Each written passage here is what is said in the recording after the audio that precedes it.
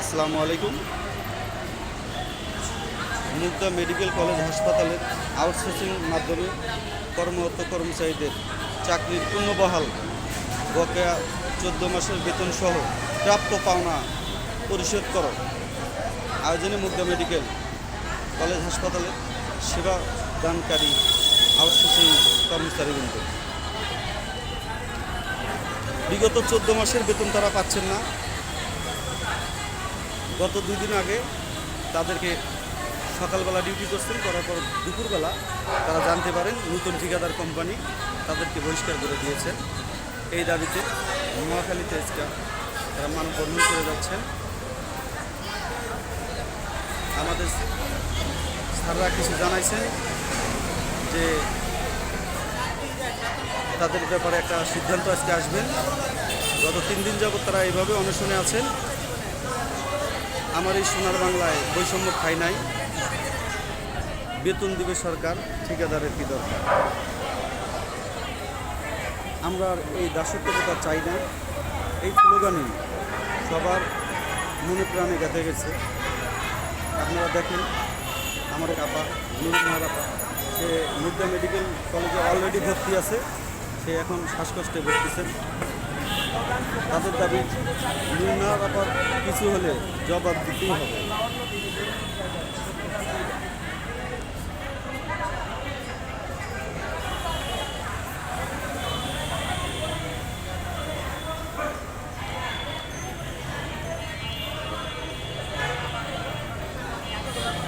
চোদ্দ মাস যারা বেতন না পেয়ে এই হসপিটালে রুগীদের সেবা করে আসছিলেন, তারা আজকে চাকরিচ্যুত।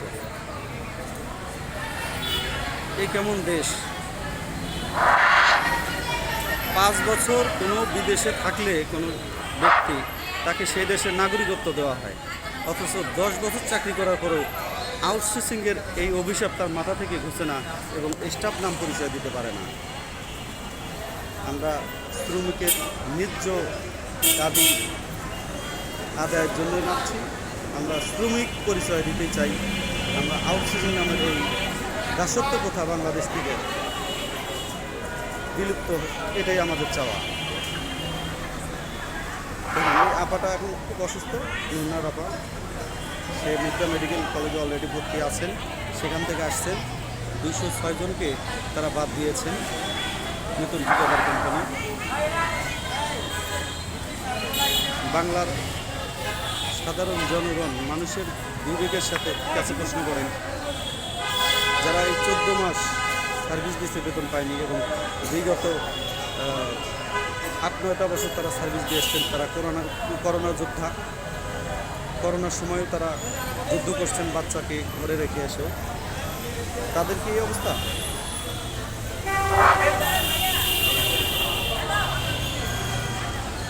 এই বৈষম্য বিরোধী সরকার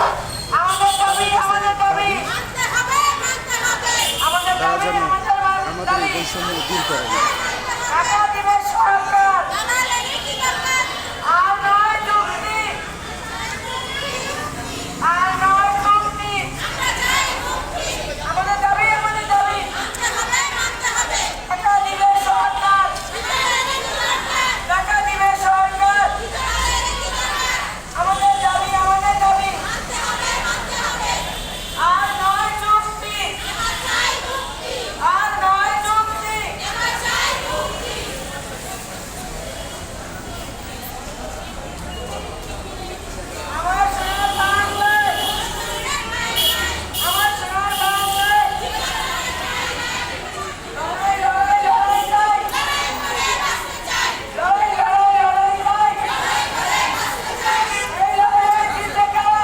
এইসব মা বোনেরা তাদের কোলের সন্তান ঘরে রেখে এসে রাস্তায় আন্দোলন করতেছে, তারপরেও কি তাদের বিবেকে নাড়া দেয় না? যে মায়েরা সংসার চালায় এবং চাকরি করে তাদের যে কত কষ্ট একমাত্র যারা চাকরি করেন তারাই বোঝেন। এরপরেও এই কৃষিবাদী সরকার, বিগত কৃষিবাদী সরকার এই আউটসোর্সিং প্রথা চালু করার কারণে আমাদের আজকে এই অভিশাপের মুখে পড়তে হয়েছে।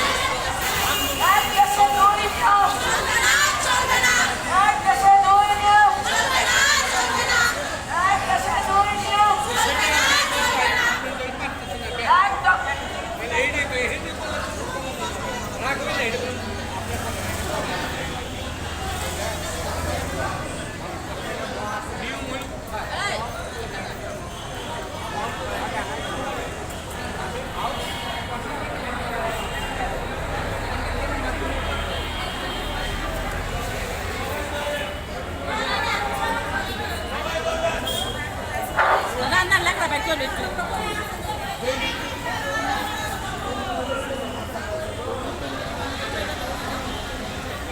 দেখা যাবে না বক্তব্য দিবেন আউটসোর্সিং মানে মানুষকে ঠকানো। আমি বললে আপনি বলবেন না আমি দিই আউটসোর্সিং মানে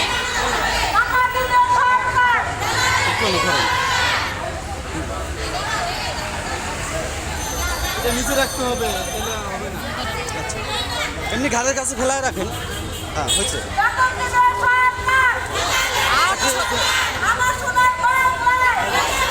আউটসোর্সিং মানে মানুষকে ঠকানো, মানুষকে সমস্যার মধ্যে গুটিয়ে ফেলা।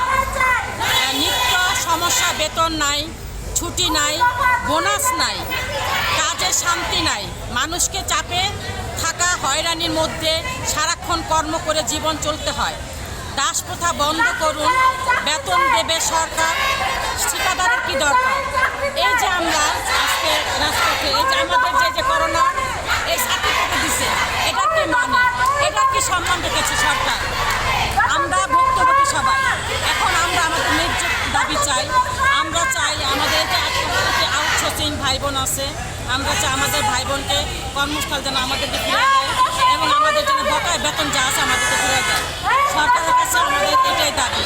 আমরা চাই সরকার স্যার আমাদেরকে এই দাবি অবশ্যই আপনি রাখবেন। আপনার কাছে জোর হাতে আমরা এই দাবি চাই। আমরা চাই না আমরা এতগুলো মা বোন আজকে 4-5টা দিন ধরে রাস্তায় বসে আছে, কেউ খায় নাই, ওই যে এক বোন অসুস্থ পড়ে আছে।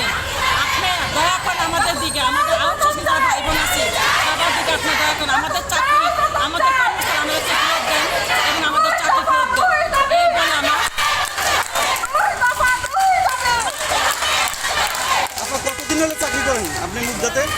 আমরা চাকরি করি 10 বছর, 12 বছর, কেউ 5 বছর, এমন সবাই চাকরি করতেছি। আমেরিকায় 5 বছর কেউ থাকলে সে গ্রিন কার্ড পায়, অথচ 10 বছর চাকরি করার পরেও আপনারা আউটসোর্সিং থেকে স্থায়ীতে যাইতে পারলেন না। এটা আমাদের জন্য দুর্ভাগ্য। জি, আমাদের আমরা একটু যেতে পারি না। আমরা সরকারের কাছে চাই যে আমাদের চলার একটা রাস্তা করে দেন। আমরা খেটে খাওয়া মজুর, আমাদের দিকে একটু দয়া করেন। সরকারের কাছে আমরা জোর হাতে অনুরোধ করছি। আমাদের এই বেতন দিয়ে আমাদের সংসার চালাতে হয়। আমাদের দিকে আমাদের সন্তানরা টাকা থাকে, আমরা কীভাবে আজকে 3-4টা দিন ধরে রাস্তা করেছে, এই মাসের বেতন ঘর বাড়ি দিব কোথার থেকে, আমরা খাবো কি? এর জন্য আমরা রাস্তায় বসেছি। আমাদের কোনো রাস্তা নাই। আমাদের কতজন চাকরি গেছে আপনাদের? 206 জনের চাকরি চলে গেছে আমাদের। আর বাকি 206 জনের চাকরি চলে গেছে।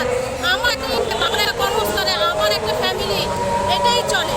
কিন্তু আমার কাছে ডক্টর ইউনূস স্যারের কাছে আমার বিনীতভাবে অনুরোধ যে সরকারি একটা প্রতিষ্ঠানে আজকে যখন আমরা করোনাকালে যখন আমরা সাপোর্ট দিচ্ছি বা আমরা যুদ্ধ করছি, এদের কাছে মানে পাশে এসে না দাঁড়ায় টেন্ডার বাতিল হবে, তারপর আমাদের 6 মাস 1 বছর পর আমাদের বাতিল করা হবে। আমি তার কাছে একটা প্রশ্ন রাখলাম যে সরকারি প্রতিষ্ঠানে এটা কীভাবে চলতেছে?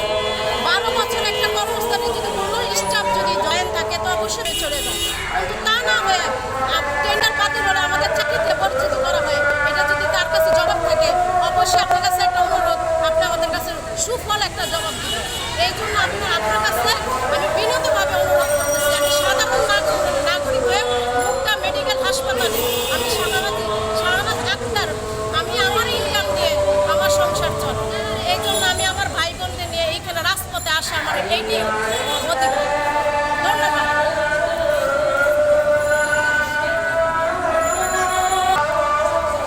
আমি বাংলার জনগণের কাছে প্রশ্ন রাখতে চাই, এই কর্মীরা যে দুঃখের কথা তারা বললেন, আপনাদের